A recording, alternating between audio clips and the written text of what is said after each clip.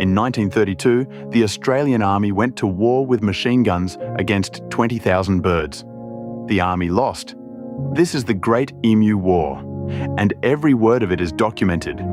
To understand how a modern military lost to flightless poultry, you need to know what Western Australia looked like in 1932. The Great Depression had crushed wheat prices.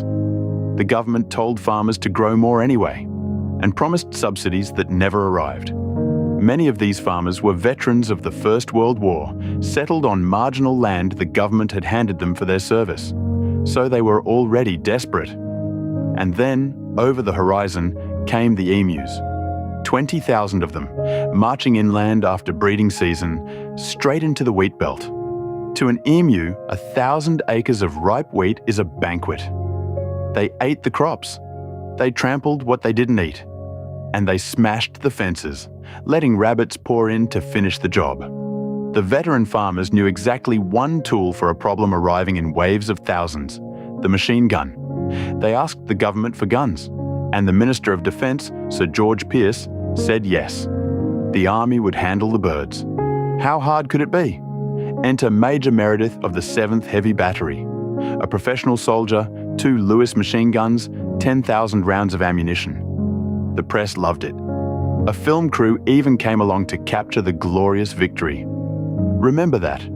It matters later. November 2nd, 1932. Near the town of Campion, the Army sights its first enemy formation, about 50 emus. The gunners open fire, and the emus do something no one briefed them on.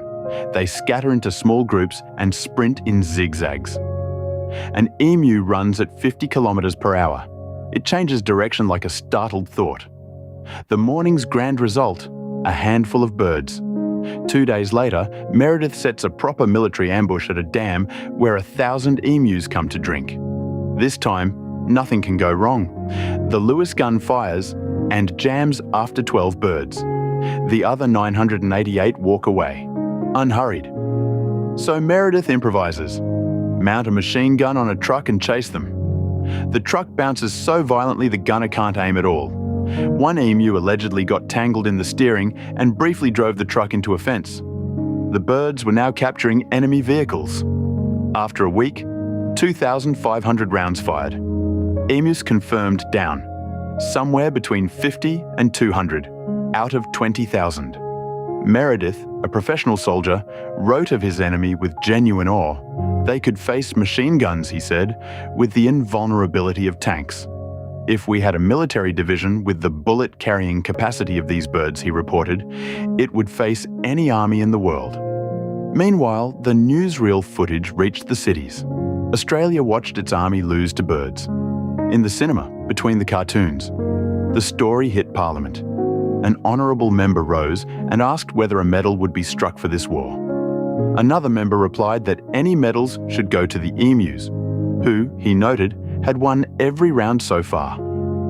Minister Pearce, now mockingly called the Minister for the Emu War, pulled the troops out. 8 days. That was round 1. But the emus kept eating. The farmers kept begging.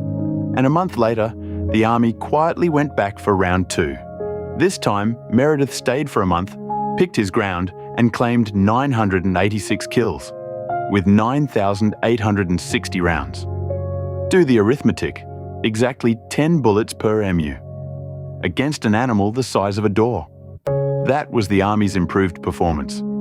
Even if you believe those numbers, and historians politely don't, entirely, 19,000 emus remained.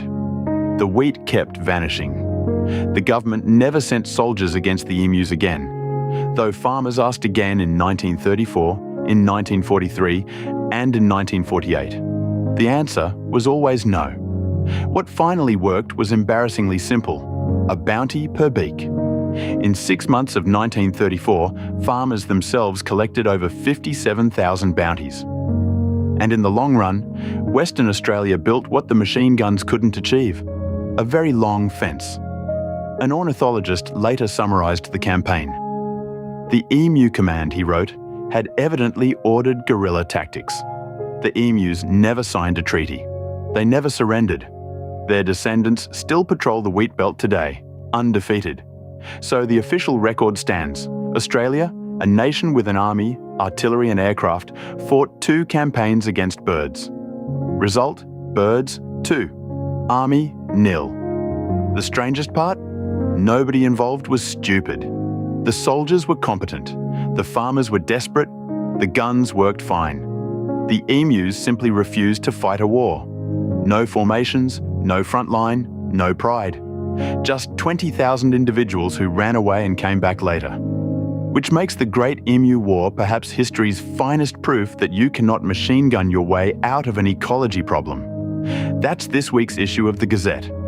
If today's dispatch delighted you, subscribe. History has no shortage of absurd true stories. Next issue, a man who fought his own 29-year war and didn't stop until 1974. Until then, stay peculiar.